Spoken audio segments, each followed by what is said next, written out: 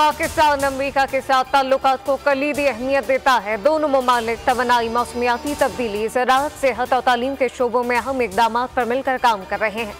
वज़ीर-ए-आज़म शहबाज शरीफ का अमरीकी सदर जो बाइडन के खत का जवाब, कहा कि दोनों ममालिक के माबैन तवानाई के शोबे और ग्रीन अलायंस इकदाम में ताउन खुशाइन है।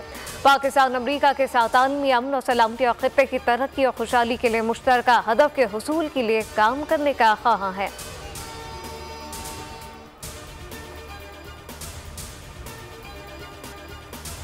वज़ीर-ए-आज़म ने वज़ारतों का IMF अहदाफ पूरे करने का टास्क दे दिया। शहबाज शरीफ को बतौर एडमिनिस्ट्रेटर दूसरे से काम लेना आता है।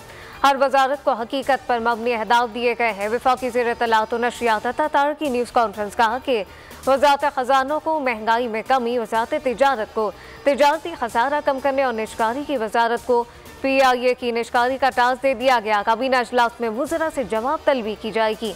कई महकमे बिला वजह चल रहे हैं, ऐसे महकमों को दूसरों में जम कर देंगे।